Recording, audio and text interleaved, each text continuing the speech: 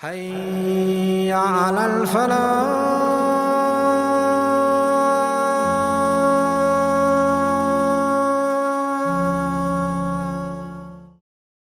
الشيطان الرجيم. بسم الله الرحمن الرحيم.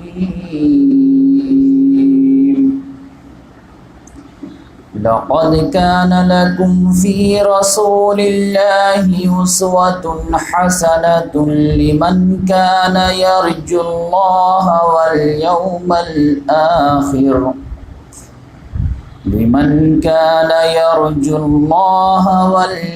الآخر وذكر الله كثيرا. صدق الله العظيم. محترم سامعین کرام اور محترم ناظرین، ابھی آپ لوگوں کے سامنے سورۃ الاحزاب کی آیت نمبر 21 کی تلاوت کی گئی، پارہ نمبر 21 اور آیت نمبر بھی 21 اور سورہ نمبر 33، اس کی ایک آیت کی تلاوت کیا ہوں، اور یہ بہت ہی فیمس آیت ہے، اور ربیع الاول کے مہینے میں تو ہر آدمی اس آیت کے سہارے جو ہے محمد صلی اللہ علیہ وسلم کی سیرت بیان کرنے کی کوشش کرتے ہیں۔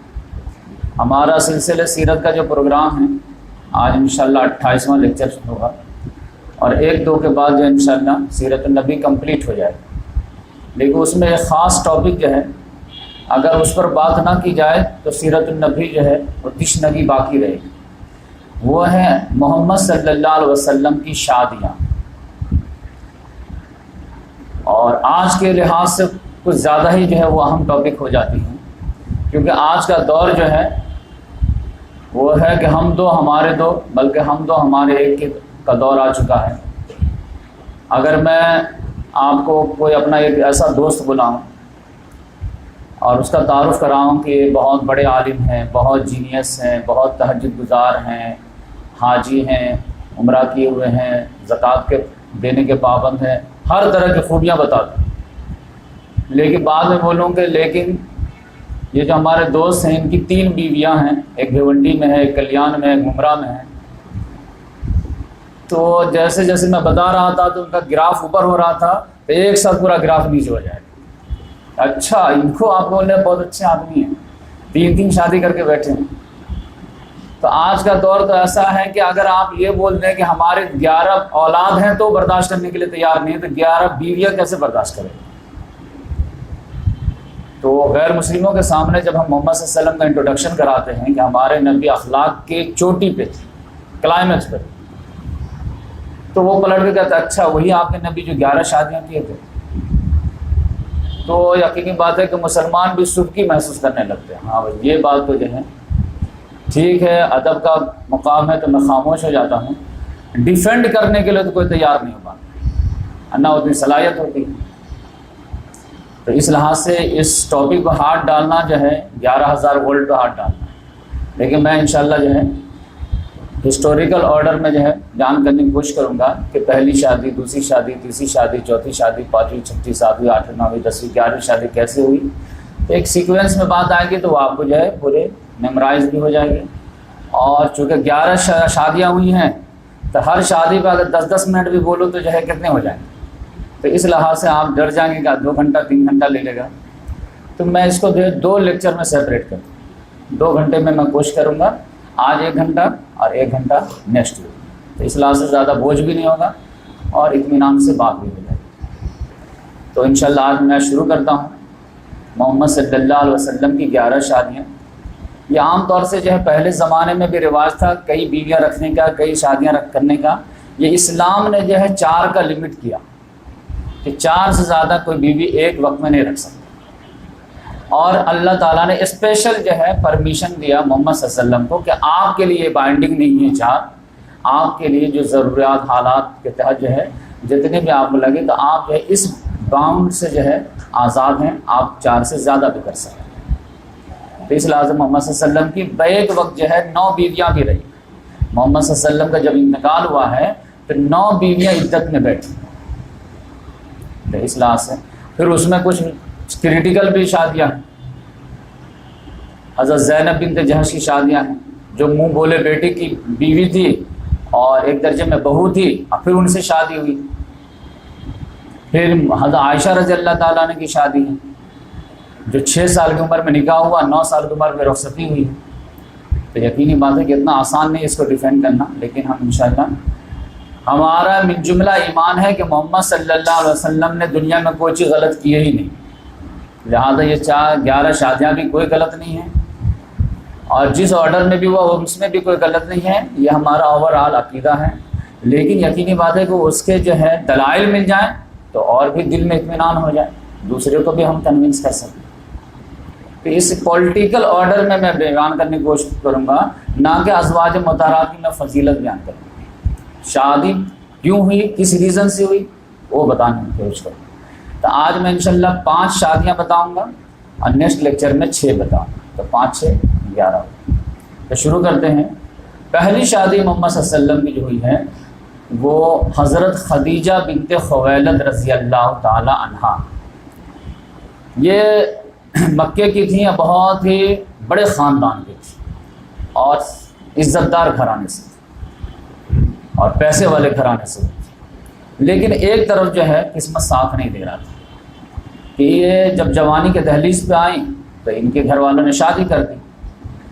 پہلی شادی جو ان کی ہوئی ہے ان کا نام تھا ابو حالہ بن زرارہ، لیکن کچھ ہی دنوں کے بعد جو ہے ان کا انتقال ہو گیا، 2-4 سال کے بعد تو یہ بیوہ ہو گئی، تو بہت زیادہ صدمہ ہوا ان کو شوہر کے انتقال کا۔ تو پھر انہوں نے جو ہے دوسری شادی کی، ان کا نام تھا عتیق بن عابد، ان سے شادی کی، لیکن قسمت نے جو ہے پھر ساتھ نہیں دیا، پھر یہ بیوہ ہو گئی۔ تو ان کا تھوڑا سا موڈ آف ہو گیا اور اپسیٹ ہو گئی، اور ایسا ارادہ کر لیا کہ اب میں کچھ دنوں تک تو شادی نہیں کروں۔ جبکہ اس زمانے میں یہ خاندانی عورت تھی تو بڑے بڑے رشتے فوراً آنے لگے اچھے اچھے گھرانے سے، لیکن ان کا موڈ اتنا آف ہو گیا تھا کہ فوراً بولے کہ اب میں شادی ابھی کچھ دن نہیں کروں۔ اب پورا دھیان جو ہے انہوں نے اپنے بزنس پہ دیا، اور خاص طور سے امپورٹ اور ایکسپورٹ بزنس پہ جو انہوں نے جو ہے توجہ دی، اور اس میں بہت بڑی کامیابی ملی۔ یہ کیا کرتی تھی کہ خاندانی عورت تھی، پیسہ بہت تھا، تو اس لحاظ سے خود ہی جو ہے مال خریدنے بیچنے شام نہیں جا سکتی تھی، کہ انہوں نے ایک راستہ نکالا کہ مکے میں جو ٹیلنٹڈ نوجوان نظر آتے تھے تو ان کو بلاتی تھی، بولتی تھی دیکھو بھائی تمہارے پاس ٹیلنٹ ہے لیکن کیپٹل نہیں ہے، میرے پاس کیپٹل ہے لیکن میں عورت ہوں، تو ایسا کرو پارٹنرشپ کر لیتے ہیں، تم ہمارا جو سامان لے کر کے جاؤ، شام میں بیچو، اور جو فائدہ ہوگا تو میں اتنا % تم کو دے دوں گی، تو تمہارا بھی کام ہو جائے ہمارا بھی کام ہو جائے۔ تو اس طرح سے 10-12 لڑکوں کو یہ ہائر کی ہوئی تھی، اور اس طرح سے ان کا جو ہے امپورٹ ایکسپورٹ کا بزنس چل رہا تھا، ہر طرف سے جو ہے فائدہ ہی فائدہ ہو رہا تھا، تو لہٰذا جو ہے بہت ویلدی بھی ہو گئی تھی۔ اسی زمانے میں ان کو یہ خبر ملی کہ محمد صلی اللہ علیہ وسلم نام کا ایک لڑکا مکے میں، اور بڑی ٹیلنٹڈ ہے، لیکن وہ بھی جو ہے پور فیملی سے ہیں، لیکن ان کے بارے میں انہوں نے سوچنا کہ ان کو جو مکے والوں نے 2 ٹائٹل دیے ہیں، صادق کا اور امین کا، اور اپنے ہی شہر سے ٹائٹل لینا کتنا مشکل کام ہے۔ آپ جانتے ہیں نوبل انعام پانے کے لیے تو آپ تو زندگی میں ملتی ہے، مرنے کے بعد ہی ملتی ہے عام طور سے، لیکن محمد صلی اللہ علیہ وسلم جو ہے 25 سال کی عمر ہی میں 2 ٹائٹل پا گئے، اور لوگ ان کو جب آتے ہیں تو نام سے نہیں پکارتے، ٹائٹل سے پکارتے ہیں، جا محمد نہیں بولتے، جا صادق، جا امین بولتے ہیں۔ اور اس طرح کے بزنس پارٹنر کے لیے تو یہ دونوں چیز تو بالکل جو ہے سوٹیبل ہے کہ وہ آدمی ٹرسٹ وردی بھی ہو اور ٹروتھ فل بھی ہو، اس سے بڑی چیز کیا چاہیے؟ کیونکہ عام طور سے سیٹ لوگوں کو پرابلم کیا رہتا ہے کہ جاتا آدمی پیسہ بیچنے کے لیے تو پیسہ ہی مار لیتا ہے، جھوٹ بولتا ہے، 100 کا بیچا ہے تو بولتا 50 کا بکا ہے، آدھا پیسہ جیب میں ڈال لیتا ہے۔ اب ہر جگہ CCTV تو نہیں لگا کے رکھ سکتے، تو اب یہ 2 کوالٹی مل گئے تھے، ان کو لگا کہ اگر یہ بندہ تیار ہو جائے تب تو ہمارے جو ہے آرام سے نکل جائیں۔ تو محمد صلی اللہ علیہ وسلم کو انہوں نے جو ہے آفر کی کہ آپ اگر چاہیں تو ہمارے بزنس پارٹنر بن جائیں، اور جو میں دوسرے کو دیتی ہوں اور آپ ایماندار ہیں تو آپ تو ادھر 3-5 نہیں کریں گے تو میں آپ کو ڈبل دوں گی، آپ کو سچ بولنے کی وجہ سے آپ کو لاس نہیں ہونے دوں گی۔ مجھے معلوم ہے کہ دوسرے لوگ جو ہے ڈنڈی مارتے ہیں، لیکن ہمارا بھی فائدہ ہو رہا تو کوئی مسئلہ نہیں ہے، کام چل رہا ہے، لیکن آپ چونکہ امانت دار ہیں، ٹروتھ فل ہیں، تو آپ کا لاس ہوگا تو ہم لاس نہیں ہونے دیں گے، آپ کو ڈبل دیں گے۔ تو محمد صلی اللہ علیہ وسلم تیار ہو گئے، کیونکہ آپ جانتے ہیں محمد صلی اللہ علیہ وسلم کا بیک گراؤنڈ کیا تھا. ماں کے پیٹھی میں تو والد کا انتقال، 6 سال کے ہوئے تو والدہ کا انتقال، اور 8 سال کے ہوئے تو دادا کا انتقال. آپ چلے گئے کن کے پروٹیکشن میں؟ چچا ابو طالب کے. چچا ابو طالب کی اتنی اولاد تھی کہ اپنے کھانے پورے نہیں ہو رہے تھے، اور اس میں ایک اور آ گئے محمد صلی اللہ علیہ وسلم. تو محمد صلی اللہ علیہ وسلم خود کہتے ہیں کہ میں جو ہے بچپن میں مکے والوں کی بکریاں چرا کر کے اپنے چچا کی سپورٹ کیا کرتا تھا. چند کی رات کے وقت میں جب بکریاں چراتا تھا، لیکن جو ہی ہوتا تھا اپنے چچا کو دیتا تھا، بے غیرت ہو کر کے بوجھ نہیں بناتا. تو اس طرح یہ محمد صلی اللہ علیہ وسلم سے آپ جوان ہو چکے تھے، 22-23 سال کے ہو چکے تھے، لہذا انہوں نے آفر قبول کر لی. جب محمد صلی اللہ علیہ وسلم ایگری کیے تو انہوں نے کہا کہ آپ کے آسانی کے لیے میں اپنا ایک غلام بھی آپ کے ساتھ کر دیتی ہوں، اس کا نام ہے میسرہ، جو آپ کے راستے میں جو ہے خدمت کیا کرے گا، سفر میں سامان وامان اٹھایا کرے گا، یہ ساری چیزیں. تو پھر اور اچھی بات. تو اس طرح یہ محمد صلی اللہ علیہ وسلم شام سامان لے کر کے گئے، اور جب واپس لے کر کے آئے تو پتہ چلا کہ کئی گنا زیادہ جو ہے فائدہ. تو لہذا حضرت خدیجہ کو ڈبل دینے میں بھی کوئی فائدہ لاس نہیں تھا. انہوں نے کوئی اگر جو ہے 10,000 کما کے لایا تو انہوں نے 50,000 کما کے لایا، تو آپ جو ہے 10% کے بجائے 20% بھی دینا پڑے تو کیا پرابلم. تو اس لحاظ سے دونوں خوش ہو گئے. محمد صلی اللہ علیہ وسلم کو بھی ڈبل ملا، حضرت خدیجہ کو بھی ڈبل دینے میں نقصان نہیں ہوا، کیونکہ محمد صلی اللہ علیہ وسلم اپنے ٹیلنٹ پورا جھونک دیے.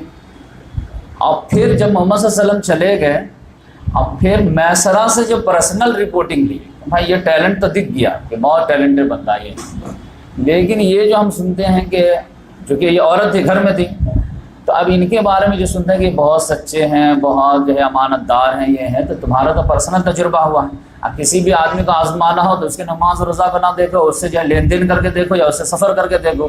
ونڈو سیٹ دیتا تو سمجھ جائے کہ جو ہے تم کو ترجیح دیتا ہے، اور بس ونڈو سیٹ پہ خود ہی بیٹھا رہتا، تم کو بیچ میں بیٹھا تھا تو سمجھ جا کہ یہ سیلفش نیچر کا ہے.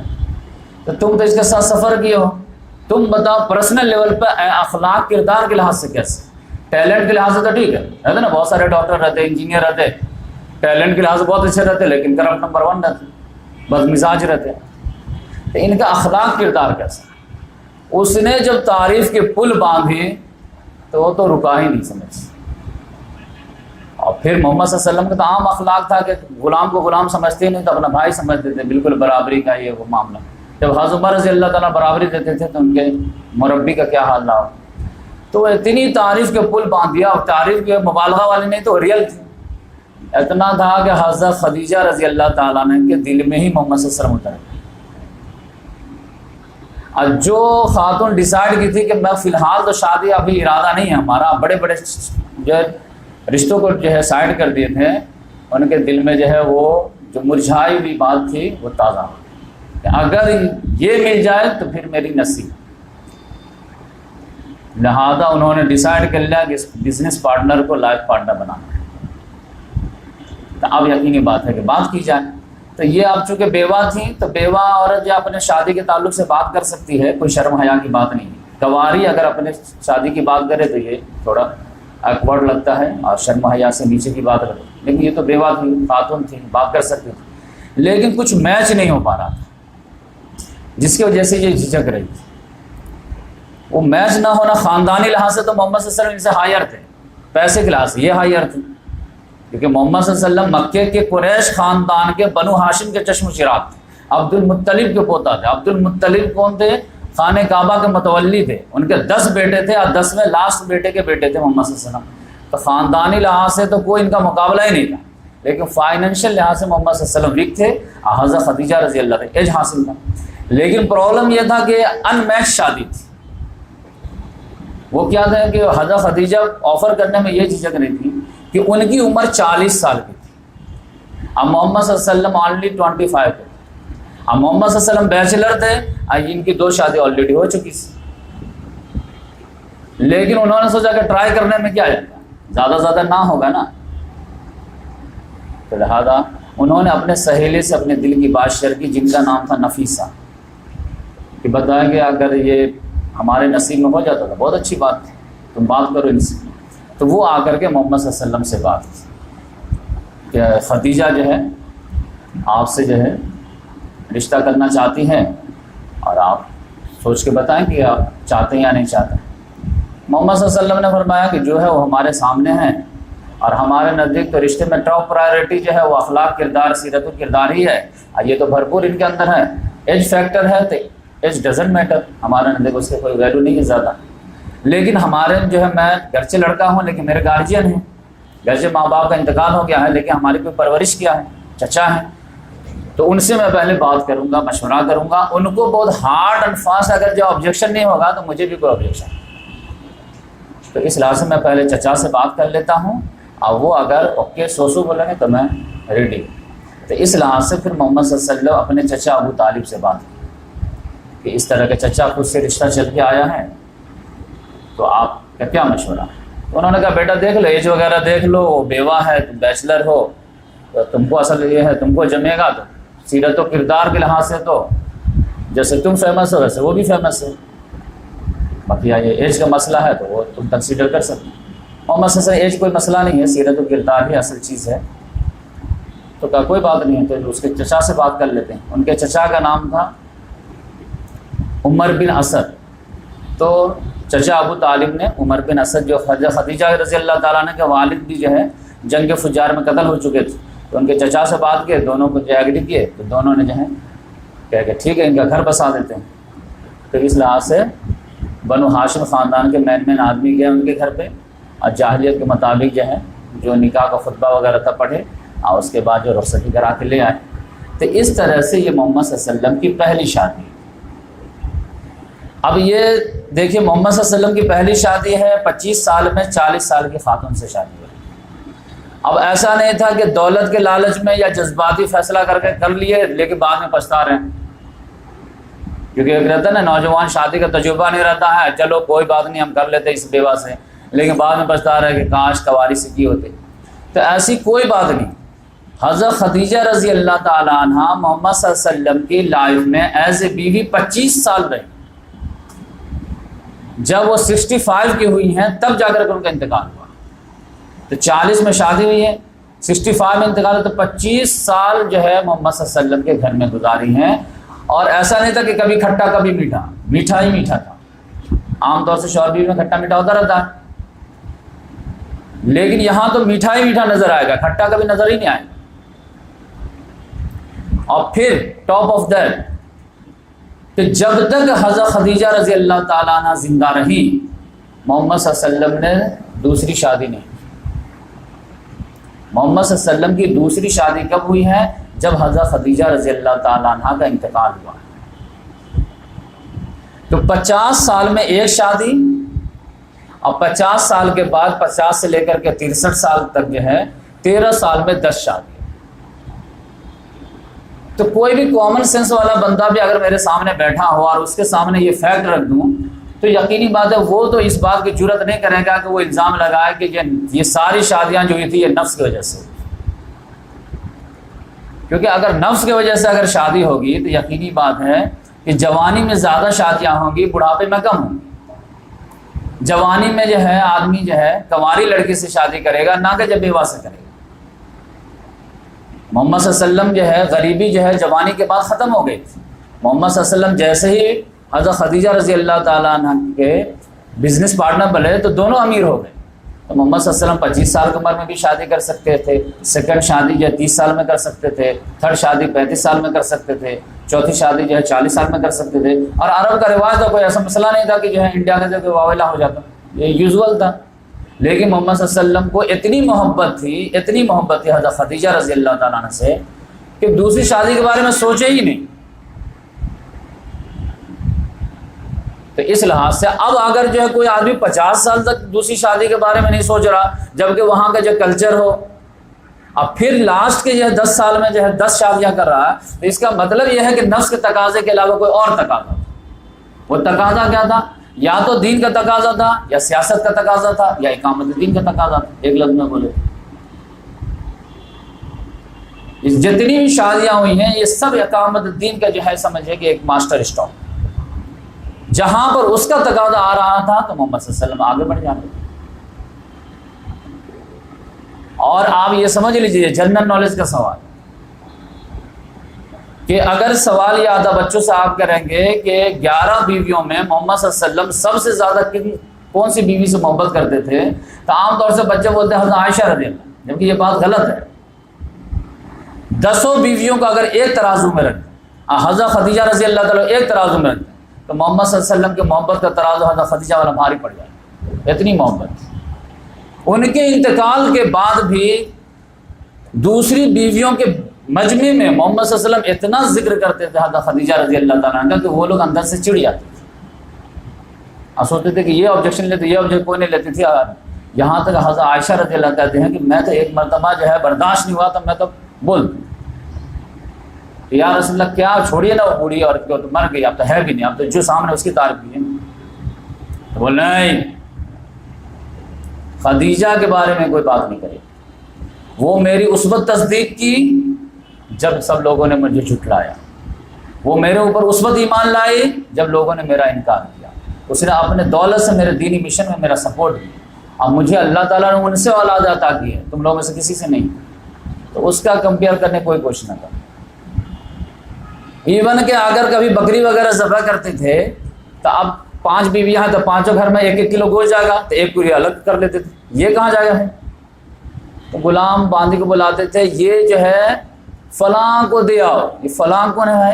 یہ خدیجہ کی بوڑھی سہیلی ہے، وہاں پہ رہتی ہے، یعنی فلاں محبت فلاں، یعنی چونکہ حضرت خدیجہ اس سے محبت کرتی تھی اور وہ محبت کی نشانی ہے، تو اس محبت کی محبت میں یاد میں جو ہے اس کو بھیجا جا رہا ہے۔ اتنی محبت ہے حضرت خدیجہ رضی اللہ۔ جس سال حضرت خدیجہ رضی اللہ تعالیٰ عنہ کا انتقال ہوا ہے، آپ جانتے ہیں 10 نبی میں انتقال ہوا، محمد صلی اللہ علیہ وسلم کو نبی بنے 10 سال ہو چکے ہیں۔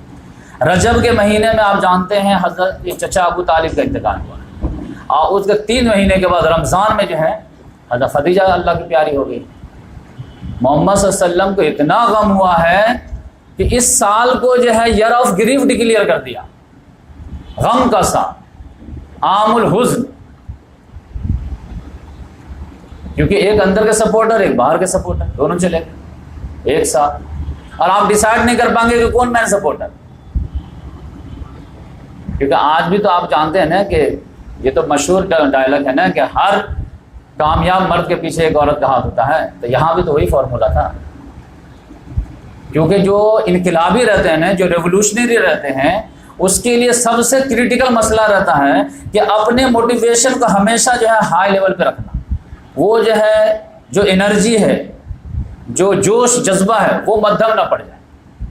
اب یقینی بات ہے کسی نے جو ہے ساتھی نے جو ہے وعدہ خلافی کر دیا، کسی نے جو ہے کچھ بول دیا، کسی نے بدتمیزی کر دیا، اب وہاں سے جو آدمی ڈسکریج ہو گیا تو پھر انکریج کہاں ہوگا؟ تو اب یقینی بات ہے گھر میں اگر بیوی انکریج کرنے والی نہ ہو، وہ بھی 4 بات سنا دے، تو پھر آدمی تو جو ہے کرش ہو جاتا ہے۔ حضرت خدیجہ رضی اللہ تعالیٰ عنہ کا رول یہ تھا کہ ادھر سے کچھ سن کر آتے تھے، پورا جو ہے ذہن پہ غبار آ جاتا تو ڈپریشن کا، اور یہ تسلی دے کر کے سارا ڈپریشن کر جاتا ہوں۔ آپ کو واقعہ تو معلوم ہے نا، جو وہی کہ پہلا یہ تھا تو انہوں نے ہی کنسول کیا تھا نا، واللہ لا یخزیک اللہ، ایسا ہرگز نہیں ہوگا، نہ فوراً پھر چارج ہو گئے، ورنہ کتنا ڈپریشن میں چادر اڑاؤ، مجھے اپنے آپ کو کھڑے نہیں کر پا رہے تھے، تھر تھرا رہے، لیکن انہوں نے ایک ایسے جو خطبہ چھوٹا سا دیا تو فوراً محمد صلی اللہ علیہ وسلم چارج ہو۔ پھر آپ دیکھیں کتنا یہ حکمت ہے، اپنے ورقہ بن نوفل کے پاس خود لے کر کے مزید کنسلیشن ہو جائے کہ میں کیا ایک اور ہے۔ تو اس طرح سے جو یہ بیوی تھی۔ اب محمد صلی اللہ علیہ وسلم اداس رہنے لگے، اور پھر جو ہے اس کا کمپنسیٹ کے لیے جو ہے کہ طائف، لیکن طائف میں 10 روزوں میں جو ہوا وہ آپ کو معلوم ہے کہ 10 سال میں مکے والے نے کیے تھے، تو غم پہ غم، غم سے خوگر ہوا انسان تو مٹ جاتا ہے غم۔ اسی میں ایک جو ہے صحابیہ تھی حضرت عثمان بن مظعون رضی اللہ تعالیٰ عنہ کی بیوی، ان کا نام تھا خولہ، وہ تھوڑے زیادہ ایج کی تھی، اور اس زمانے میں پردہ وغیرہ تو ابھی نازل ہوا نہیں تھا، وہ بار بار محمد صلی اللہ علیہ وسلم کو غمزدہ دیکھتی تھی، تو انہوں نے آگے کہا کہ یا رسول اللہ آپ غمگین دکھتے ہیں بہت، کہا تم کو تو معلوم ہے کہ غم کے جو ہے پہاڑ ٹوٹے ہمارے اوپر، تو آپ کو ایک جو ہے رفیق کی ضرورت ہے جو آپ کے غم کو شیئر کر سکے۔ ہاں تو کون مجھ سے شادی کرے؟ تو انہوں نے کہا کہ آپ دونوں طرح کی کریں گی، کنواری بھی کریں گی اور جو ہے بیوہ بھی کریں گی۔ تو محمد صلی اللہ علیہ وسلم نے کہا کہ کون ہے تمہاری نگاہ میں؟ تو انہوں نے کہا کہ سودا بنت زماں، ان سے میں بات کروں گی، میری نگاہ میں ہے اور ہو جائیں گے۔ یہ سودا بنت زماں کون ہیں؟ یہ بھی شروع دنوں میں ہی محمد صلی اللہ علیہ وسلم پہ ایمان لے آئی تھی۔ اب محمد صلی اللہ علیہ وسلم کے 11 بیویوں میں سب سے جو ہے لمبے قد کی یہی تھی، ڈیل ڈول والی، اندھیرے میں بھی پہچانے جاتے تھے کہ یہ سودا ہے۔ تو یہ شروع دن میں ایمان لائیں، اور لیکن یہ ہے کہ اپنے شوہر پہ بتائیں نہیں کہ میں ایمان لے آئی، اور جو ہے محمد صلی اللہ علیہ وسلم کی تعریف، قرآن کی تعریف سناتی رہتی تھی۔ اور 2-3 سال کے بعد جب وہ پورے کنونس ہو گئے، تب ان کو بتایا کہ میں آلریڈی مومنہ ہو چکی ہوں، آپ خالی اعلان کیجیے۔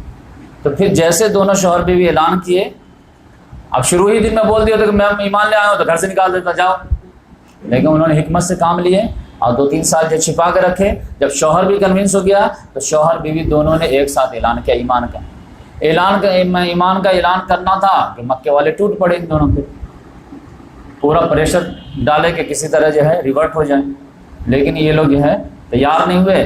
تو پھر جو ہے ان دونوں بھی جو ہے ہجرت حبشہ کر گئے اور بولے کہ جو ہے ایمان بچایا جائے چاہے دیش کو جو ہے چھوڑنا ہی پڑتا ہے۔ پھر حبشہ چلے گئے، اور اس میں آپ جانتے ہیں 16 لوگ تیار ہوئے تھے، 4 عورتیں اور 12 مرد۔ حضرت سودا رضی اللہ تعالیٰ عنہ کا وہاں بھی اللہ نے امتحان لیا۔ شوہر کا نام تھا سکران بن عامر، وہ وہاں بیمار پڑ گئے اور اللہ کے پیارے ہو گئے۔ اب یہ بیچاری بیوہ ہو گئی، لیکن حبشہ کا بادشاہ چونکہ نیچرل اچھا تھا، ان لوگوں کو کھانا پینا دے رہا تھا، کہہ رہا تھا کہ آپ ہمارے گیسٹ کے طور پہ کوئی مسئلہ نہیں، لہٰذا زندگی تو کسی طرح گزر رہی تھی۔ لیکن یقینی بات ہے کہ ایک عورت تنہا کتنا اپنے آپ کو سیف فیل کرے گی، بادشاہ کب تک دماغ اس کا ٹھیک۔ لیکن کچھ ہی دنوں کے بعد ان کو خبر آئی کہ مکے میں اچھے دن آ گئے ہیں مسلمانوں، اور کیسے اچھے دن آ گئے ہیں کہ بڑے بڑے سردار لوگ جو ایمان قبول کر لیے ہیں، حضرت حمزہ رضی اللہ عنہ ایمان قبول کر لیے ہیں، حضرت عمر فاروق کر لیے ہیں، لہٰذا آپ کون ہاتھ لگائے گا؟ لہٰذا یہ کشتی پر سوار ہوئی اور آ گئی مکے۔ مکہ میں اب شوہر کا انتقال ہو گیا تھا تو سسرال ختم، تو اب یہ ہے کہ والد کے ہاں میکے یہاں چلے گئی اور والد کے ہاں رہنے لگی۔ تو 890 میں یہ ہجرت سے جو ہے واپس آئے ہیں، اور 2 سال جو ہے والد ہی کے یہاں رہ رہے تھے، اپنے زندگی کسی طرح گزار رہی تھی بیوہ والی۔ اتنے میں حضرت خدیجہ کا انتقال ہوا اور یہ آفر آیا خولہ کے ذریعے سے، تو ان کو تو کوئی آبجیکشن نہیں تھا، ان کے تو جو ہے دلی مراد ہو گئی۔ انہوں نے کہا لیکن میرے والد زندہ ہیں، پہلے ان سے پوچھ لو، اور اگر مجھے تو نہیں لگتا کوئی آبجیکشن ہوگا لیکن پوچھنا ضروری ہے۔ تو خولہ رضی اللہ تعالیٰ عنہ نے ان سے کے والد سے بات کیا، انہوں نے بھی کہا بہت اچھی بات ہے، میری بیٹی مومنہ ہے، مومنین بن جائے تو اور اچھی بات ہے۔ تو اس طرح سے جو ہے شادی ہو گئی۔ تو محمد صلی اللہ علیہ وسلم کو ایک بیوی مل گئی غم بانٹنے والی، حضرت سودا کو ایک شوہر مل گئے لائف پارٹنر، اور سب سے بڑی بات کہ محمد صلی اللہ علیہ وسلم کی 4 بیٹیاں تھیں، جس میں سے 2 تو ابھی کنواری تھیں، ان کا پروٹیکشن ہونا بہت ضروری تھا، گھر میں رہ رہی تھیں۔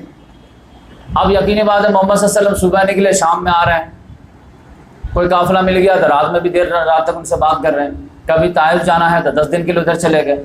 تو اب یقینی بات ہے جوان بچیوں کو گھر میں چھوڑ کر کے کیسے جائیں گے؟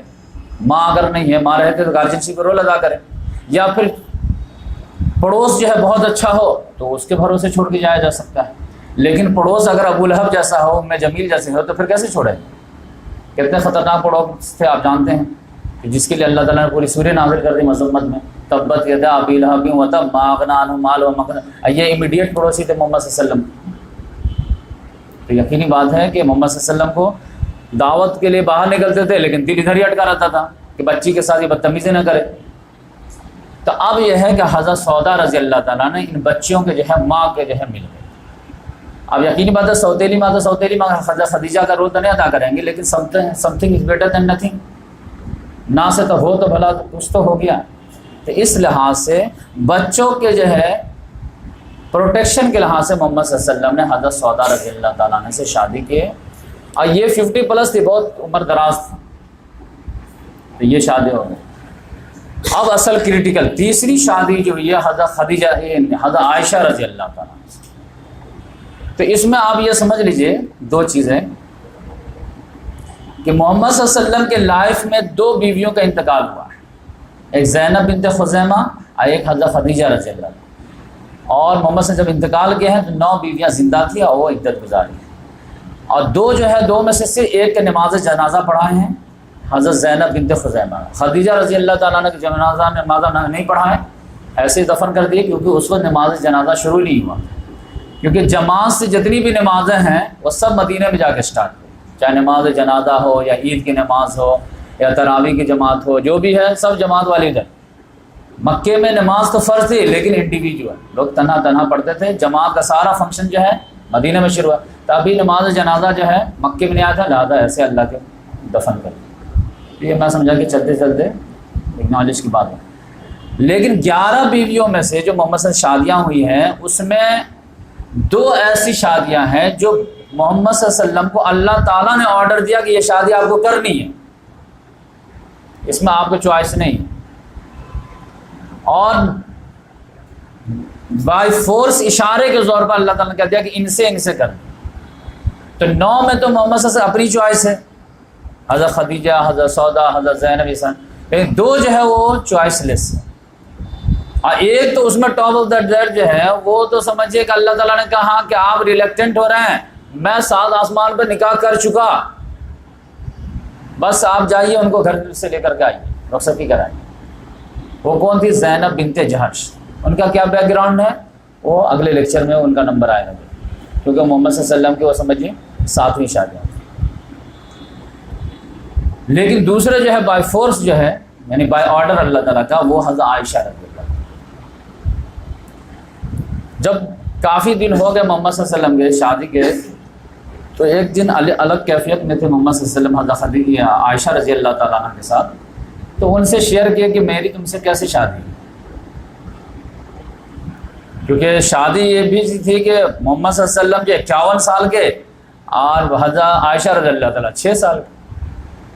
اب یقینی بات ہے کوئی شادی کے بارے میں سوچے بھی تو وبال مچ جائے، تو محمد صلی اللہ علیہ وسلم نے اس سے ڈسکلوز کیے کہ تمہاری شادی کیسے بتائیں، تم کو بتائیے، ڈسکلوز کیجیے۔ تو محمد صلی اللہ علیہ وسلم خود ہی ڈسکلوز کیے کہ دیکھو میں اسی زمانے میں، یعنی حضرت خدیجہ کا جب انتقال ہو گیا تھا تو اس زمانے میں جو ہے سویا ہوا تھا، تو ایک فرشتہ آیا میرے پاس، اور فرشتہ جو ہے ریشم کے کپڑے کا ایک ٹکڑا تھا، اور اس میں جو کچھ چیز رکھ کر کے مجھے پیش کیا کہ یہ آپ کے لیے اللہ تعالیٰ کی طرف سے، اور وہ دے کر کے چلا گیا۔ جب میں اس کو کھولا تو اس میں جو ہے تمہاری تصویر، تو میں کچھ سمجھا نہیں کہ کیا مطلب ہے، ابھی 6 سال کے بچے کی طرف اشارہ جا بھی نہیں سکتا ہے، تو میں جو ہے کچھ سمجھا نہیں۔ لیکن کل ہو کر کے پھر وہی بات، پھر تھوڑا سا جو سوچنے پہ میں مجبور ہوا، لیکن پھر بھی اتنے دور تک دماغ نہیں گئی کہ 6 سال کے بچے سے میرا نکاح ہو۔ پھر تیسرے دن بھی وہی خواب آیا، تب میں سمجھ گیا کہ it is a matter of grave, یہ آپ سیریس میٹر ہے۔ اور آپ جانتے ہیں کہ عام انسانوں کا خواب اور نبی کے خواب میں زمین آسمان کا فرق ہوتا ہے۔ نبی کا خواب جو ہے وہ تقریباً ایک حساب سے وہی ہوتا ہے، اور وہی جو ہوتا ہے وہ اللہ تعالیٰ کا سائلنٹ آرڈر ہوتا ہے۔ اور یہی وجہ ہے کہ آپ جانتے ہیں کہ ابراہیم علیہ السلام کو وہی میں ہی جو ہے دکھایا گیا تھا کہ آپ اپنے بیٹے کو قربان کر دیں۔ انی ارا فی المنام انی اذبحک فانظر ماذا تری، بیٹا میں دیکھ رہا ہوں کہ میں تم کو ذبح کر رہا ہوں خواب میں، تو تمہاری کیا اوپینین ہے؟ افعل ما تؤمر، ابو جان کر گزری جو آرڈر ہوا ہے۔ تو یہ خواب میں دکھایا جا رہا تھا، وہ آرڈر تھا، تو محمد صلی اللہ علیہ وسلم سمجھ گئے کہ یہ نبی کا خواب وہی ہوتا ہے، اب یہ مجھے سائلنٹ آرڈر ہوگا۔ لیکن جیسے سوچے کہ ان کا ہاتھ مانگنے جائیں گے تو ایک طوفان مچ جائے گا، 6 سال کے بچے 51 سال کا آدمی جو ہے ہاتھ مانگنے جائیں تو سماج کیا کہیں گے، لوگ کیا کہیں گے۔ لیکن مسئلہ یہ تھا کہ لوگ کیا کہیں گے نہیں کہیں گے، لیکن اگر نہیں کریں گے تو خدا کیا کہیں گے کہ ہماری بات کو نہیں مان رہے، اور رسول سے کیسے پاسبل ہے کہ اللہ کا آرڈر نہ مان۔ تو اب 2 جو ہے طاقت سامنے آ گئی۔ محمد صلی اللہ علیہ وسلم نے کہا کہ پبلک ٹھیک ہے اپنی جگہ پہ، کیا سوچے نہیں سوچے، اللہ کے آرڈر کے سامنے تو ان کی کوئی حیثیت نہیں نا، جو کرنا کریں گے۔ لہذا اس کام کے لیے حضرت محمد صلی اللہ علیہ وسلم تیار ہو گئے کہ اب اللہ تعالیٰ کا آرڈر ہے، 3 دن تک لگاتار خواب آ چکا ہے، تو میں اب تو جاؤں گا۔ تو اس لحاظ سے محمد صلی اللہ علیہ وسلم نے سوچا کہ کس سے بات کروں، تو ڈائریکٹ بات کرتے ہیں، بچی کے والدی سے بات کرتے ہیں، وہ کلوز فرینڈ بھی تھے۔ تو محمد صلی اللہ علیہ وسلم نے ابو بکر صدیق رضی اللہ تعالیٰ عنہ سے بات کی کہ دیکھو بھائی اس طرح کی معاملہ ہے، کہ 3 دن تک میں خواب میں دیکھا ہوں آپ کی بچی ہے، اللہ کی یہ مرضی ہے، آپ بتائیے۔ وہ تو آپ جانتے ہیں کہ فدا تھے، ان کا مشہور ڈائلاگ ہے فدا امی بابی، میرے ماں باپ آپ پہ فدا ہوں، سب فدا ہوں۔ کہا اس میں جو ہے ریلیکٹنٹ ہونے کی کیا بات ہے؟ اللہ تبارک و تعالیٰ ہماری بچی کو جب یہ نصیب دے رہا امہات المومنین بنے گی تو اس سے بڑی خوش نصیبی کی کوئی بات ہی نہیں ہے۔ ہمارے لیے تو کریڈٹ کی بات ہے، اس میں ڈیبٹ کیا ہے؟ لیکن پرابلم یہ کیا تھا کہ ایج فیکٹر تھا، 6 سال کی بچی کا نکاح کیسے ہو؟ تو دونوں نے سوچ بچار کیا کہ چلو ایسا راستہ نکال لیتے ہیں کہ سانپ بھی مر جائے لاٹھی بھی نہ ٹوٹے، یعنی اللہ تعالیٰ کا جو آرڈر بھی پورا ہو جائے اور یہ جو پرابلم ہے اس کو بھی سارٹ آؤٹ کر دیا جائے۔ تو وہ کیسے کیا جائے؟ تو مشورہ کیا گیا کہ ایسا کرتے ہیں کہ نکاح ابھی پڑھا دیتے ہیں تو وہ آپ کی بیوی ہو جائے گی، تو اللہ تعالیٰ کا آرڈر پورا ہو گیا کہ آپ اس کو بیوی بنائیے، اور پھر جب یہ رخصتی کے لائق ہوں گی تو رخصتی کرا دی جائے گی۔ اور عرب میں جانتے ہیں کہ فاسٹ گروئنگ بھی ہوتا ہے، تو اس لحاظ سے دونوں بات ہو گئی کہ ان کی رخصتی روک دی گئی اور ان کا نکاح ہو گیا، یہ محمد صلی اللہ علیہ وسلم کی بیوی ہو گئی۔ یہی وجہ کہ ہجرت کی رات جو ہے، دن جو ہے محمد صلی اللہ علیہ وسلم جب داخل ہونے کی اجازت کیا کہ آئیے کیا اس میں تو آپ کی بیوی ہے، گھر والی ہے، کوئی مسئلہ نہیں۔ تو اس لحاظ سے جب ہجرت کر کے گئے ہیں 2 سال، یعنی حضرت خدیجہ رضی اللہ تعالیٰ انتقال کے 1 سال کے بعد یہ واقعہ پیش آیا ہے۔ محمد صلی اللہ علیہ وسلم کی مکے میں 3 شادیاں اور مدینے میں 8 شادی، تو 8 تھی نہیں کیا، تو یہ 3 شادی۔ تب ہجرت ہو گئی، 2 سال کے بعد ہجرت کر دی 1390 میں۔ جب محمد صلی اللہ علیہ وسلم مدینہ گئے ہیں تو مدینہ ہجرت میں تو دونوں ساتھ گئے، دونوں دوست، لیکن دونوں کو پھر جو ہے میزبانی جو ہوئی ہے، مہمان نوازی جو ہوئی ہے، الگ الگ گھر میں ہوئی ہے۔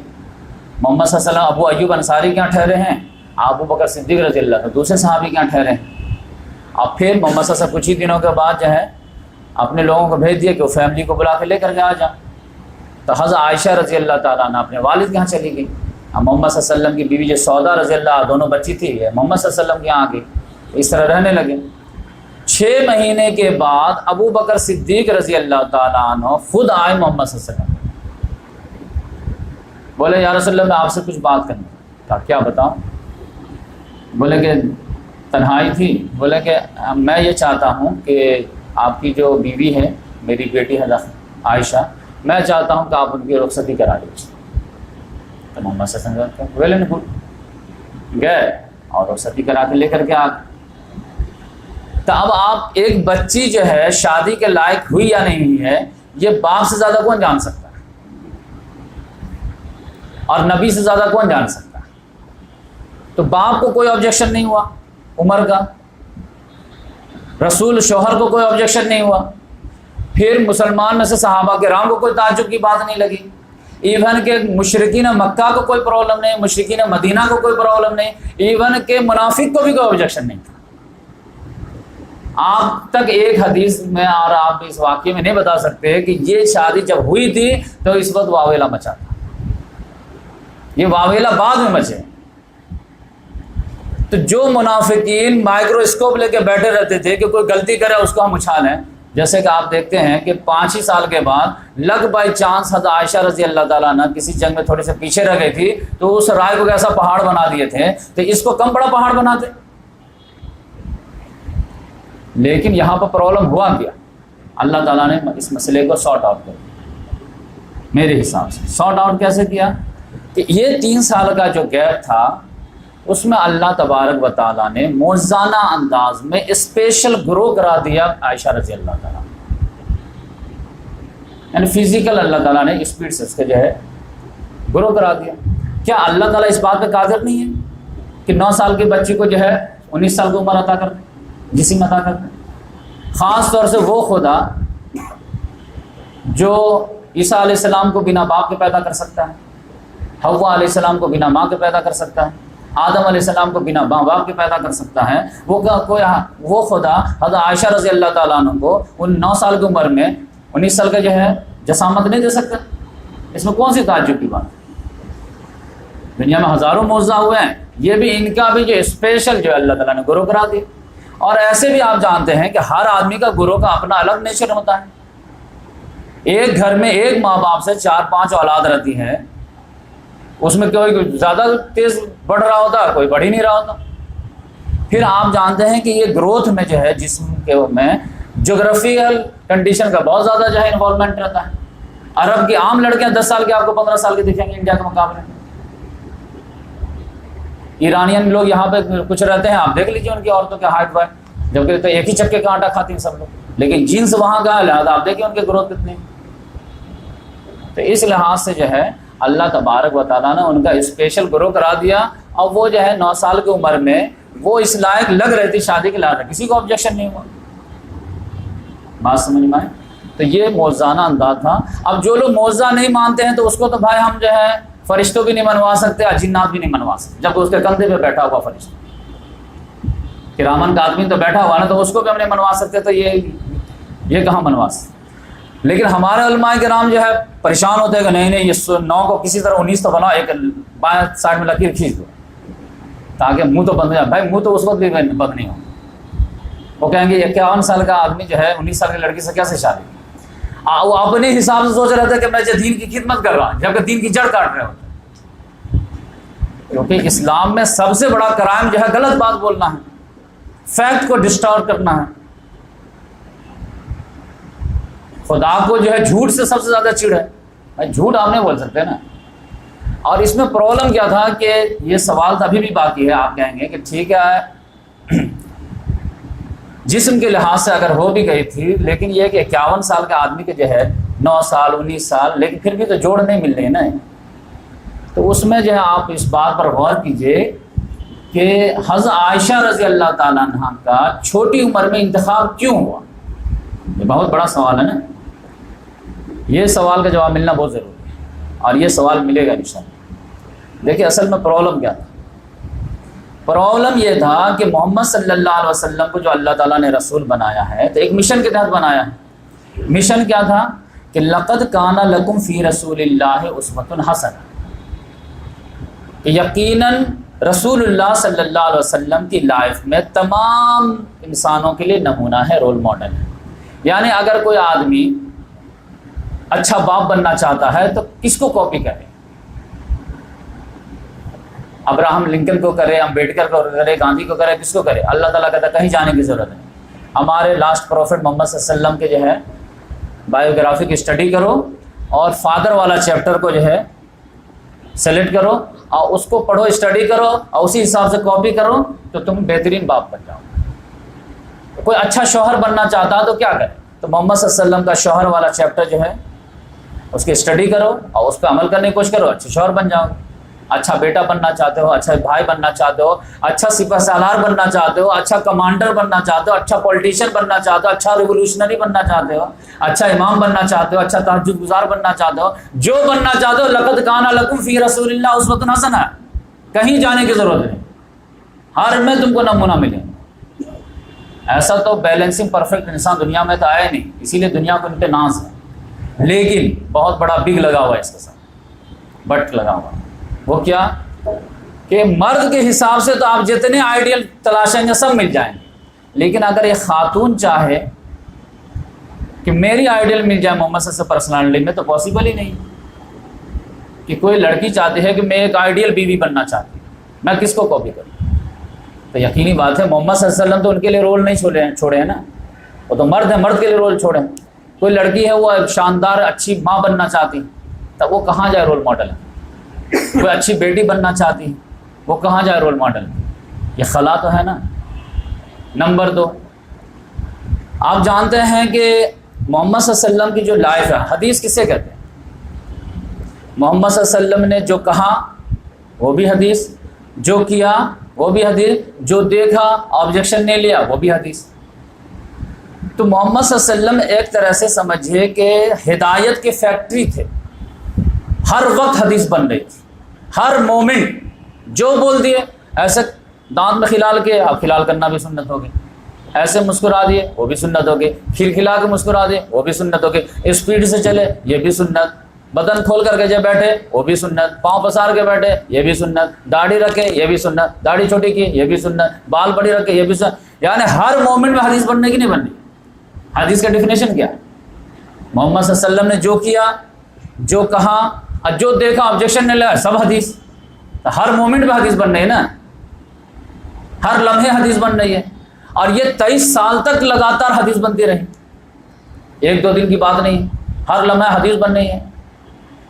یہ جو لوگ کہتے ہیں نا کہ 10,000 حدیثیں, یہ بہت جھوٹ بات ہے. بھائی ہر لمحے 23 سال تک حدیث بنی ہو تو 10,000 ہو گئے کیا؟ وہ تو لاکھ کراس کر جائے گی نا. ہر لمحے حدیث بننے, ہر لمحے حدیث بننے, ہر لمحے حدیث بننے, جو کر رہے ہو حدیث, جو کر رہے ہو حدیث. تو یقینی بات ہے ہر مومنٹ پہ جب حدیث بنے گی تو 10,000 کیسے رہے گی؟ اب پرابلم کیا تھا؟ پرابلم یہ تھا کہ محمد صلی اللہ علیہ وسلم ایز اے انسان بھی تھے, پروفٹ بھی تھے. تو محمد صلی اللہ علیہ وسلم کی پبلک لائف بھی تھی, پرائیویٹ لائف بھی تھی. تو اب پبلک لائف کتنے بھی گزاریں گے 24 گھنٹے میں, تو زیادہ سے زیادہ 16 گھنٹے گزاریں گے. 8 گھنٹے تو گھر میں رہیں گے, رات تو گھر ہی میں گزاریں گے, کھانا پینا تو گھر ہی میں کھائیں گے. 8 گھنٹہ تو دو حصہ جو ہے باہر گزاریں, ایک حصہ اندر گزاریں. تو اب باہر جو پبلک لائف گزار رہے ہیں اور اس میں جو ہر مومنٹ پہ جو ہے حدیث بن رہی ہے, تو اس کو کیچ کرنے والے, اس کو سیو کرنے والے تو ہزاروں کے تعداد میں صحابہ کرام ہیں. تو کوئی کسی اینگل سے نوٹ کر رہا, کوئی کسی اینگل سے یاد کر رہا, وہ محفوظ کرتے چلے جا رہے ہیں. جو مین ہدایت رہتی تھے ان کو تو سب نوٹ کرتے تھے, باقی ہر صحابہ کا اپنا اپنا جو ہے مزاج ہوتا تھا. کوئی جو ہے شکل و صفحات کو نوٹ کر رہا, کوئی بولنے کے اسٹائل کو نوٹ کر رہا, کوئی ہنسنے کے اسٹائل کو نوٹ کر رہا. تو باہر میں نوٹ کرنے والے کے, سیو کرنے والے کے, کیچ کرنے والے کی کمی نہیں تھی. لیکن 8 گھنٹہ جو گھر میں گزارتے تھے ایوریج, تو وہاں بھی تو حدیث بن رہی تھی. اب وہ بھی ہدایت کے لیے ضروری تھی کہ محمد صلی اللہ علیہ وسلم کچن میں کیسے رہتے ہیں, ہال میں کیسے رہتے ہیں, بیڈ روم میں کیسے رہتے ہیں, بیوی کے پاس کیسے رہتے ہیں, بچوں کے پاس کیسے رہتے ہیں, کھانا کیسے کھاتے ہیں, سوتے کیسے ہیں, کپڑا پھٹ جاتا ہے تو کیا کرتے ہیں, کپڑا کیسے بدلتے ہیں. یہ سارے چیز تھے نا. اس کو کون کیچ کرے گا؟ یہ اندر میں تو CCTV نہیں لگائیں گے نا آپ. تو اب اس کے لیے یقینی بات ہے کہ 2 ہی آپشن تھا. ایک تو یہ ہے کہ جو بیویاں ہیں وہ نوٹ کریں اس کو, حضرت سودا ہیں اور بھی بیویاں ہیں وہ نوٹ کر لیں گی. لیکن آپ کو معلوم ہے کہ عورتوں کا ایک سائیکولوجیکل پرابلم ہے کہ بڑی عمر کی عورتیں ایسی ہوتی ہیں جن کو کوئی چیز جو ہے یاد جلدی نہیں رہتا ہے. میں اپنے کالج میں لیکچر دے رہا تھا, میں بچوں کو ایگزامپل بتایا کہ دیکھو تم لوگ سائنس کے اسٹوڈنٹ ہو, کہتے سائنس کے بڑے بڑے فارمولا یاد کر لیتی, 12ویں کے ایگزام کیسے پاس کر لیتے.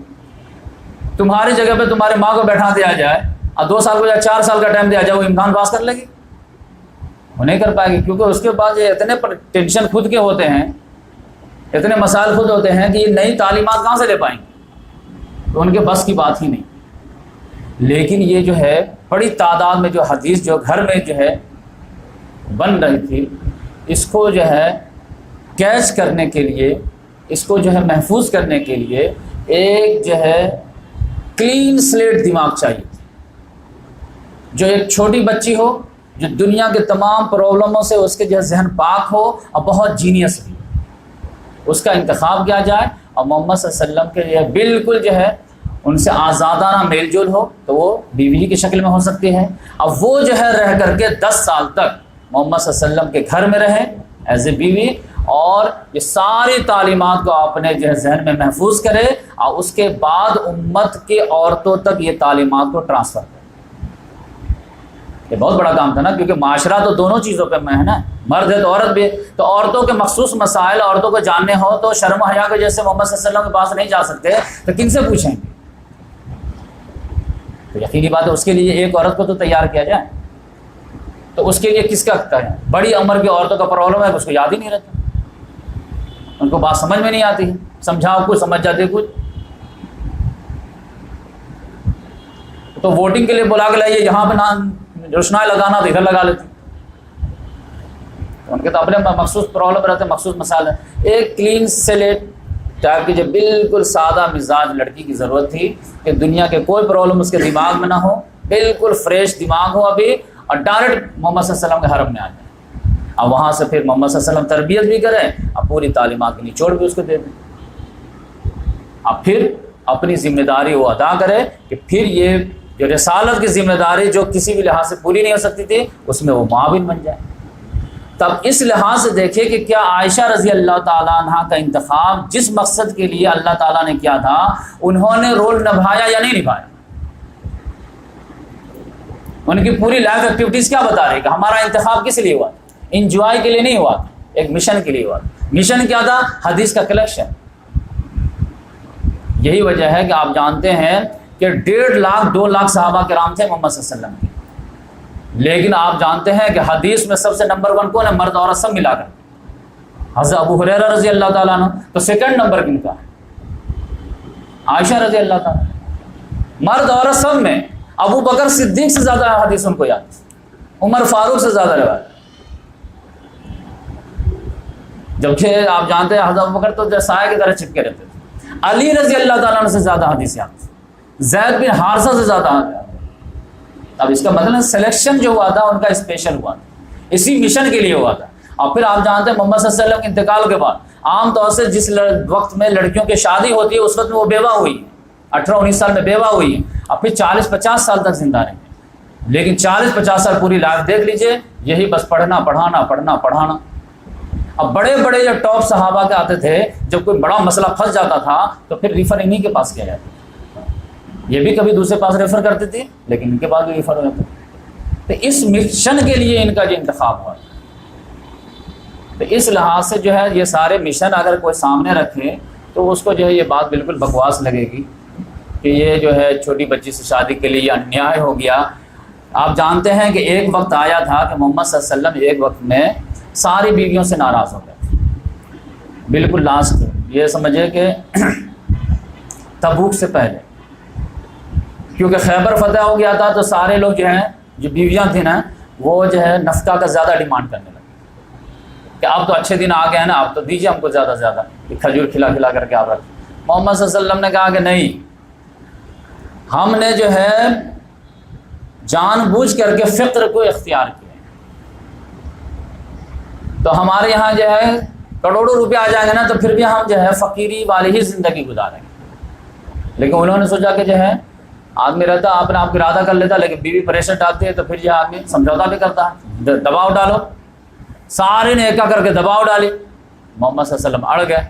آپ غصہ ہو گئے کہ تم لوگ بات سمجھا رہے سمجھ میں، کیونکہ ہم کو اگزامپل بننا ہے، تو غریب لیول کے نیچے لیول پہ مجھے جو ہے زندگی گزارنے ہے تاکہ کوئی غریب نہ بول سکے کہ محمد صلی اللہ علیہ وسلم تہجد پڑھتے تھے تو کیا دودھ پی کے سوتے تھے، کھانا کھا کے سوتے تھے، ہم بھوکے پیٹ جو ہے تو ہم کیسے تہجد پڑھیں، ہم کیسے روزہ رکھیں؟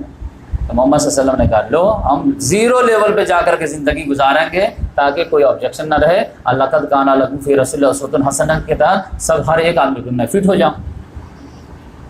تو اس لحاظ سے محمد صلی اللہ علیہ وسلم جو ہے شروع دن سے اختیار کر لیتے کہ مجھے جو ہے لائف کیسی گزارنی ہے، فقر والی۔ تو ان بیویوں نے جب یہ کیا تو اللہ تعالیٰ نے جو ہے محمد صلی اللہ علیہ وسلم نے ایلا کر لیا، 1 مہینہ تک جو ہے بائک آؤٹ کر لیا سب سے، اوپر والی منزل میں نیچے والے جاتے ہی نہیں تھے۔ 1 مہینہ کے بعد جو ہے اللہ تعالیٰ نے آیت نازل کر، یہی سورہ احزاب میں، کہ آپ جو ہے اپنی بیویوں کو 2 ٹوک بات کیجیے آپ کہ اگر اللہ رسول اور آخرت پیارا ہے نا تو تم کو اسی لیول پہ زندگی گزارنی پڑے گی، اور اگر تم کو جو ہے دنیا کے زیب و زینت چاہیے تو آؤ ہمارے پاس، کچھ دے لا کر کے ہم تم کو رخصت کر دیتے ہیں، اور پھر پیسے والے سے جا کے شادی کر لو، وہ تم کو گھمائے گا تو۔ لیکن یہ چاہو گے کہ امہات المومنین بھی بنے، جنت بھی ملے اور دنیا میں کچھ جھیلنا نہ پڑے، ایسا نہیں ہوگا۔ 2 میں سے ایک ہی چیز ڈیسائیڈ کرو، اور سب کو میں سوچنے کا موقع دیتا ہوں، اور جاؤ اپنے والد سے بھی مشورہ کر لو سب، یہ پورا آپشن تھا۔ تو اس میں سب سے پہلے محمد صلی اللہ علیہ وسلم عائشہ ہی کو بولے جاؤ وہ ابو بکر ہیں ان سے جا کے بات کر لو کہ محمد صلی اللہ علیہ وسلم اڑ گئے کہ نہیں دیں گے۔ اب وہ اڑنا کتنا تھا کہ بولتی ہیں کہ 2 مہینے چولہے نہیں چلتے تھے۔ تو صحابہ نے تعجب سے پوچھا تو پھر آپ کھاتی کیا تھی؟ 2 کالی چیز، 1 گلاس پانی، 2 کھجور، اسی پہ جو ہے ڈے نائٹ چلتے رہتے تھے۔ یہ فکر کا عالم تھا۔ اس پر جب ڈیمانڈ ہوئی ہے وہ بھی خیبر فتح ہونے کے بعد، تو بچی کو بھی منع کیے ہیں، بیوی کو بھی منع کیا۔ حضرت فاطمہ کو بھی تسبیح دی ہے، کھجور نہیں دیا۔ تسبیح فاطمہ اسی لیے مشہور ہے۔ لیکن میں یہ اسٹوری سنایا کس لیے کہ جب یہ آفر محمد صلی اللہ علیہ وسلم قرآن میں آیا کہ آپ وہ 2 ٹوک بات رکھ دیجیے، بھائی ہمارے گھر میں رہنا ہے تو اسی حساب سے رہنا، ہاں دنیا چاہیے پیسے والے سے جا کے شادی کرو، یہ روحانی گھر ہے۔ تو سب سے پہلے حضرت عائشہ کو آفر دیے ہیں، تو حضرت عائشہ رضی اللہ تعالیٰ کیا جواب دیے معلوم ہے؟ اب تو سمجھدار ہو گئی تھی، بڑی ہو گئی تھی، سب کچھ ہو گیا۔ وہ کہتے ہیں یا رسول اللہ اس میں پوچھنے کی کیا بات، میں اللہ رسول کا اختیار کروں، مجھے نہیں چاہیے تھا، بس میں اپنی بات ڈیمانڈ واپس لوں، آپ سمجھ جائیے۔ تو جو لوگ سمجھتے ہیں کہ مدعی سود گواہ چوس، تو ان کو کوئی پرابلم ہی نہیں تھا، اور آپ کو پرابلم ہے کہ نیائے ہوا تھا یا نیا نہیں ہوا تھا، وہ تو آج بھی اپنے قسمت پہ نازا ہیں۔ کوئی عورت آپ لا کر کے دکھا دیجیے ہمارے یہاں پر کہ جن کے 1.5 کروڑ لوگ جو ہیں ان کے اوپر فدا ہونے کے لیے تیار ہیں۔ 1.5 کروڑ مسلمان حضرت عائشہ کی عزت پہ جو ہے فدا ہے کہ نہیں، کہ اگر کوئی لڑکا ذرا سے بھی گستاخی کرے تو آدمی جان لے جان دے دے۔ ایسی کوئی عزت والی عورت ہے کیا کسی کو نصیب ملی؟ بڑے سے بڑی پولیٹیشین ہیں، لوگ جو ہے مفاد کی طرف جڑتے ہیں، لیکن ہم لوگ بھی دل سے محبت کرتے ہیں۔ کیوں محبت کرتے ہیں؟ کوئی مفاد ہے؟ صرف محمد صلی اللہ علیہ وسلم کی بیوی ہونے کی وجہ سے؟ یہ کتنی بڑی نصیب مل گئی۔ اب قیامت تک لوگ ان کو لائق کریں گے، امہات المومنین، ماں کا درجہ دیں گے۔ ہو سکتا ہے آدمی اپنے ماں کی گالی برداشت کر لے گی اور ان کی گالی نہ برداشت کرے، یہ نصیب تو کسی کسی کو ملتی۔ وہ تھوڑی سی جو ہے 50 سال کی لائف میں قربانی دیے، اب آپ دیکھ لیجئے کیا نصیب ہے ان کی۔ یہ تو دنیا میں ان کی عزت کی بات ہے نا، کتنی لڑکیاں ان کے نام پر عائشہ نام رکھتی ہیں، اب پھر آخرت میں جو ہوگا اس کا تو ہم اندازہ ہی نہیں کر سکتے۔ تو اس لحاظ سے جو ہے یہ تیسری شادی۔ چوتھی شادی جو محمد صلی اللہ علیہ وسلم کو ہوئی ہے وہ سمجھے کہ اپنے ایک ساتھی کے دل جوئی کی، یہ تو تعلیمی تقاضا تھا، تو اس لحاظ سے یہ شادی ہوئی۔ چوتھی شادی جو ہے حضرت حفصہ رضی اللہ تعالیٰ عنہ سے، یہ محمد صلی اللہ علیہ وسلم کے جو کلوز فرینڈ 2 نمبر کے تھے عمر فاروق، ان کی بیٹی تھی۔ ان کے بھی شوہر جو ہے ایمان لے آئے تھے، اور یہ لوگ بھی ہجرت کر کے جب مدینہ آ گئے تھے، لیکن جنگ بدر میں ان کے شوہر گئے ہیں اور بہت زخمی ہو گئے بری طرح۔ تو اسی وقت تو شہید نہیں ہوئے، لیکن دھیرے دھیرے بعد میں جو ہے زخم بڑھتا چلا گیا، اور اس کی وجہ سے یہ شہید ہو گئے۔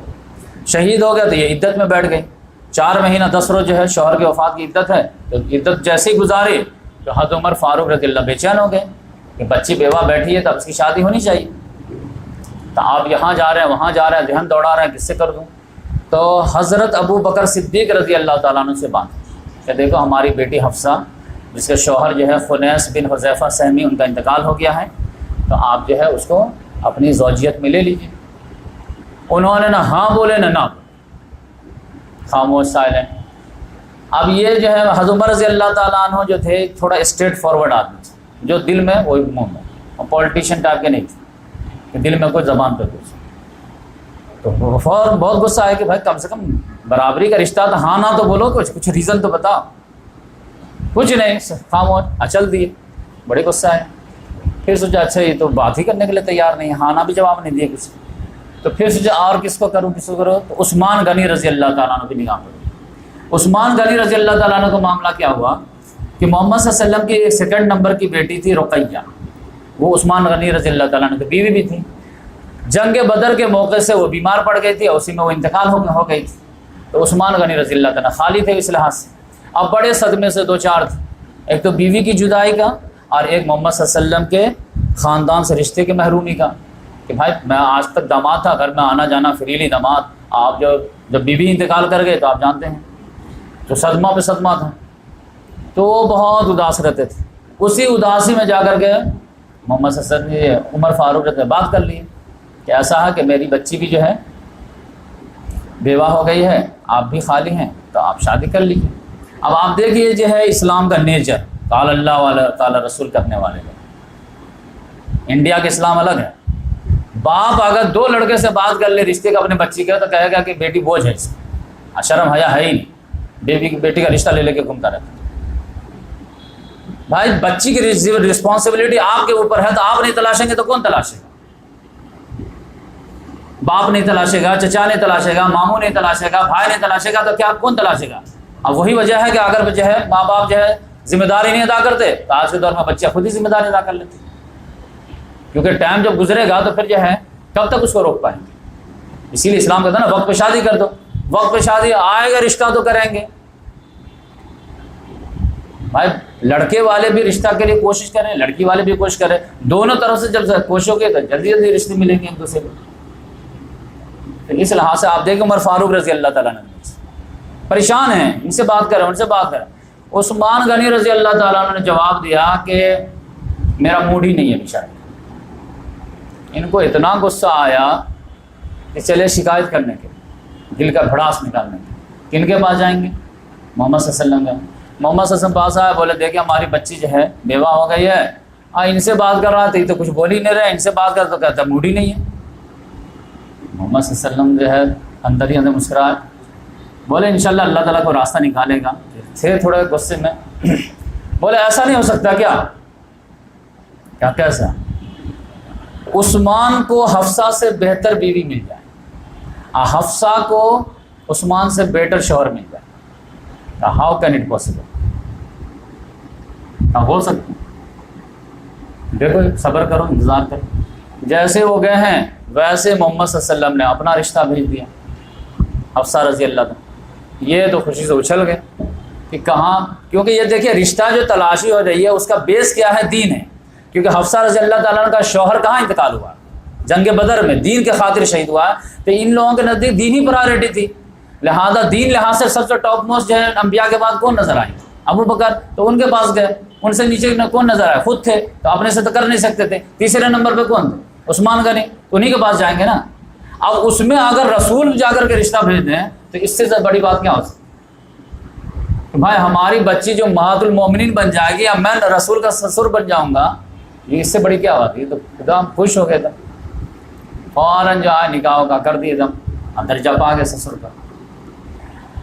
کیونکہ ہر آدمی جو ہے محمد صلی اللہ علیہ وسلم کے خاندان سے رشتہ جوڑنے کی کوشش کرتا تھا، کسی نہ کسی بہانے، کسی نہ کسی بہانے. تو یہ معاملہ تو آدھی بات تو صحیح ہو گیا کہ حفصہ کو اگر جو ہے ابو بکر بھی شادی کرتے یا عثمان بھی کرتے تو محمد صلی اللہ علیہ وسلم سے تو بیٹر نہیں ہوتے. تو محمد صلی اللہ علیہ وسلم جو بول رہے تھے کہ عثمان سے بہتر اللہ تعالیٰ ان کو شوہر عطا کر دے، تو اللہ تعالیٰ نے خود رسول عطا کر دیا. اب رہ گئے عثمان غنی رضی اللہ تعالیٰ عنہ، ان کو جو حفصہ سے بہتر بیوی مل جائے. محمد صلی اللہ علیہ وسلم کی جو تھرڈ بیٹی تھی، تیسرے نمبر کی ام کلثوم، تو ام کلثوم کا نکاح محمد صلی اللہ علیہ وسلم نے عثمان رضی اللہ تعالیٰ عنہ سے کر دیا. تو اب جو ہے حفصہ سے تو بہتر ہے نا کہ حفصہ بنت عمر اور ام کلثوم بنت محمد، تو کون زیادہ بیٹر ہے؟ عثمان غنی رضی اللہ تعالیٰ عنہ کو اتنا لائک کرتے تھے محمد صلی اللہ علیہ وسلم کہ جب آخری عمر میں محمد صلی اللہ علیہ وسلم کے ام کلثوم کا بھی انتقال ہو گیا تو پھر یہ اداس رہنے لگے. تو محمد صلی اللہ علیہ وسلم تسلی دیے کہ بھائی ایسا ہے کہ میں آپ سے ناراض نہیں ہوں، لیکن کوئی مسئلہ نہیں.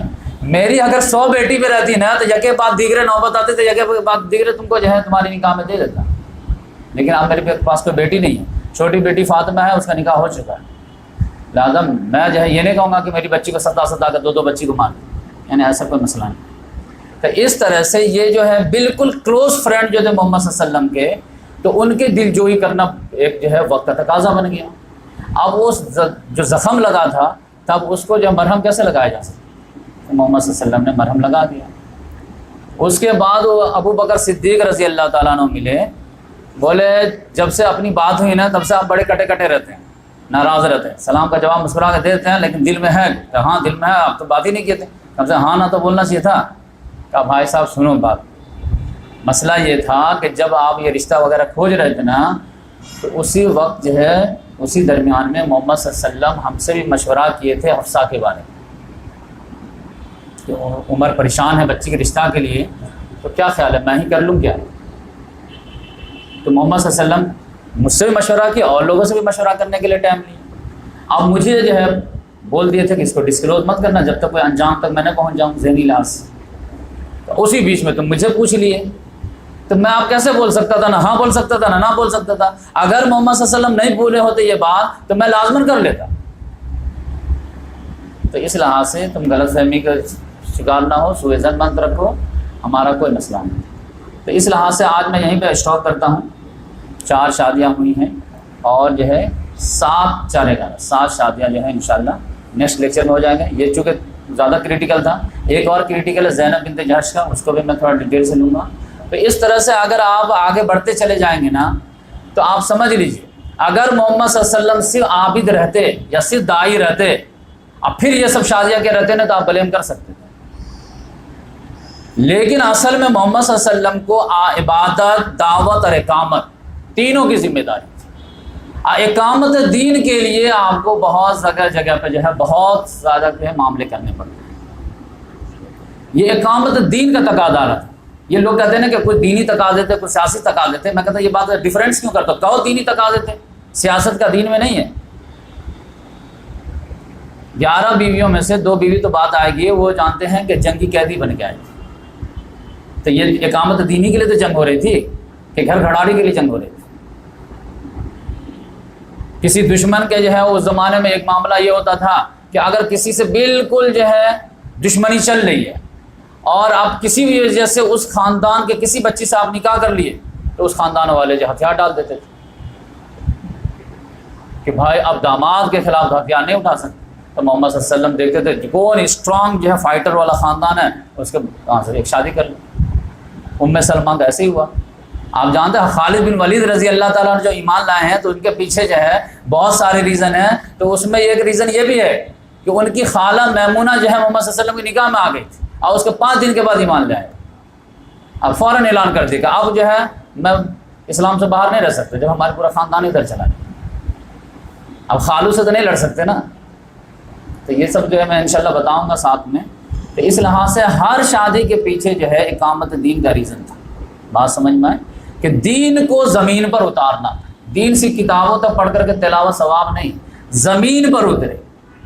چور چوری کرے ہاتھ کاٹ دو اور ثواب لے کے نکل جائے. آپ پتہ چلا چور چوری کر کے دندن آ رہا, زنا کے اڈے کھلے ہوئے ہیں, ازانی کو جو ہے 100 کوڑے مارا اور کوئی جو ہے آرام سے دندن آ رہا. سود جو ہے اللہ رسول کے خلاف اعلان جنگ ہے, آپ خوب مزے لے کر کے رمضان میں بھی سودی دھندا کر رہے. ایسے کرتے دین ہوتا کہ بھائی اس کا جو بھی لفظ ہے قرآن کا وہ زمین پہ اترنا چاہیے کہ نہیں اترنا چاہیے. سود اللہ اس کے رسول کے خلاف اعلان جنگ ہے تو فوراً توبہ ہونا چاہیے کہ نہیں ہونا چاہیے. زیادہ آپ کہیں گے کہ حالات سازگار نہیں ہیں تو ہم جو ہے حکمت کے لحاظ سے کچھ دنوں کے بعد ایڈجسٹمنٹ کر لیں گے. ٹھیک ہے, محمد صلی اللہ علیہ وسلم بھی کیے تھے. فائنل جو ہے آپ جانتے ہیں کہ سود کی ممانعت تو شروع دن میں آ گئی مدینہ, لیکن محمد صلی اللہ علیہ وسلم 6-7 سال 8 سال اور لیے اور خطبہ حجۃ الوداع میں آخری ہتھوڑا لگا دی کہ آج سے جاہلیت کے تمام رسم و رواج میرے قدموں کے نیچے, اور آج سے جاہلیت کا خون بھی معاف, پچھلا کوئی بدلہ نہیں لیا جائے گا, اور آج سے سود کا بھی آخری ٹھوک دیا گیا. اور سب سے پہلا سود میں اپنے چچا کا معاف کرتا ہوں. تو آپ آج کے دور میں بھی کسی بھی ملک کے سربراہ کو, یہ پرسنل لیول کی بات نہیں, اصل میں حکومت لیول کی بات. کسی بھی حکومت کو بات سمجھ میں آ جاتی ہے کہ بھائی ہماری جو ذلت کی وجہ ہے یہ نہیں کہ ہمارے افراد کی کمی ہو گئی ہے یا ہتھیار کی کمی ہو گئی, یہ اللہ تعالیٰ کی غداری کی بات ہے, وہ بے وفائی کی بات ہے. آج آپ دیکھ لیجیے ناروے میں کیا ہوا معاملہ. پوری دنیا کے مسلمان 56 ممالک حکمراں کے سامنے قرآن جلایا گیا کہ نہیں جلایا گیا. اب کسی کو اسٹیٹمنٹ دینے کی بھی توفیق ہوئی. ایسا لگتا ہے کہ ان لوگوں کو اسلام سے کوئی دلچسپی ہی نہیں. اب پھر جب وہ نظر اٹھے گی تو زیادہ ہاں طیب اردگان کا آپ بولے گا کچھ, سارے جہاں کا درد ہمارے جیون میں. آپ کیا کریں گے؟ آپ کی ذمہ کوئی نہیں ہے, اسلام کے کوئی جڑ ڈھونڈتے. ناروے جو پیس پرائز دیتا رہتا ہے, اب پیس کو ڈسٹرب کرنے کے لیے قرآن کو جلاتا ہے. کسی کے مذہب کے ساتھ کھلواڑ نہیں. اب کسی بھی انٹرنیشنل میڈیا پہ دیکھیں اس کے خلاف.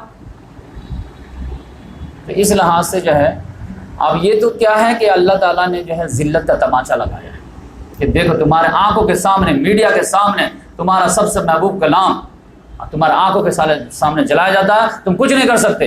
اور تمہارے حکمران اتنے بےغیرت ہے کہ اسٹیٹمنٹ بھی نہیں دیں.